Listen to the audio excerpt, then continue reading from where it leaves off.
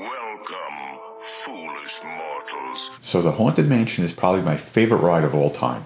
And the Hitchhiking Ghost scene is one of those scenes that I try to capture every single time I get on the ride. And I finally had some success. And in this video, I'm going to share with you the equipment, the settings, the editing, everything I do to get a shot like this. So stick around.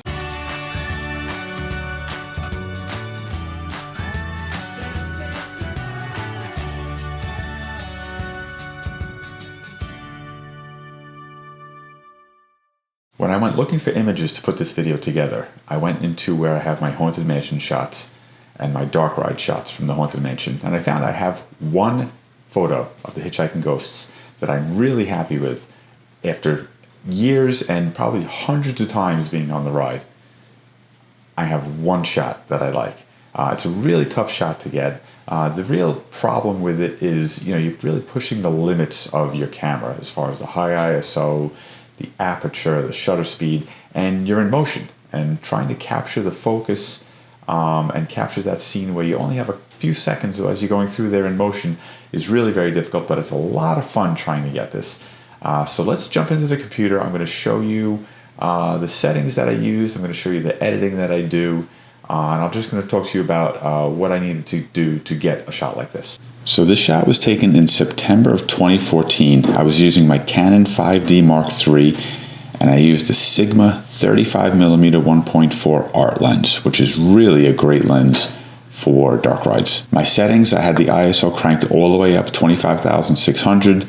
I was shooting wide open at 1.4, and my shutter speed was 1/50th of a second, really barely on the margins of being able to capture an image with a really high ISO like that, a very wide aperture, and a shutter speed just barely fast enough to freeze motion. So you can see just right there from those settings how difficult this image is to capture. So let's look at the original image right out of the camera, and I can show you how I edited this. So this is what it looks like right out of the camera, and it's a raw file, so there's a lot of data in here that I can use to edit it. So the first thing I want to do is crop it and straighten it. The crop here, I want to really eliminate as much of this dark space as I can. So I'm going to unlock the aspect ratio and use a crop that's not your standard 1 to 1.5 or 2 to 3 ratio, just to maximize my subject and eliminate a lot of this dead dark space. So we know we're going to have to fix the noise. Crank this all the way up until it starts to smooth out a little bit. It's not going to be great. There is some compromise there, but if you can eliminate the really grainy, gritty look of the high ISO, your image is going to look better overall. Now, white balance in shots like this are really kind of all over the place. I find on this shot, if I crank it all the way over to the right, make it as warm as possible, it's really going to emphasize the greens and the blues and the purples a little bit more. So I'm going to leave it over there. I'll increase my contrast a little bit, bring some of those bright highlights down a little bit. You can see a little bit more detail on the faces now. Take my shadows up a little bit, but not too much because there's a lot of grain in those shadows. Bring my whites up without blowing them out and darken the blacks a little bit. Now you can see a big difference right there already. I can bring my clarity up a little bit, add a little bit more crispness, vibrance just to enhance the colors overall a little bit, and then I can do some selective color editing. But there's not much more that I need to do. Bring my blues, my purples, my greens up just a little bit. There's a little bit of orange and yellow I want to try to reduce, but nothing that makes a huge difference. And that's really all I need to do to edit this. So it's really just about getting a white balance that works for you, tweaking the highlights and the shadows, and maybe adding a little bit of clarity and vibrance. So you can see it's really all about the original image, getting it right in the camera the first time, and then just tweaking your adjustments in Lightroom. So let's take another look at the before and after. This is the before shot right out of the camera, and this is after editing. And now once I have one good shot like this that I'm happy with, then I don't need to shoot it the same way over and over again. Now I can try different things when I get to the scene. I can shoot maybe a much wider angle lens. I can shoot more telephoto. I can try to get some of the details.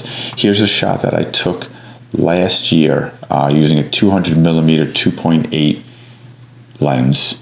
Which I'm pretty happy with, getting some of the details in there. So it's things like that now where you can get a little bit closer, get a little bit wider, and just kind of play around the scene once you have the basic shot that you're happy with.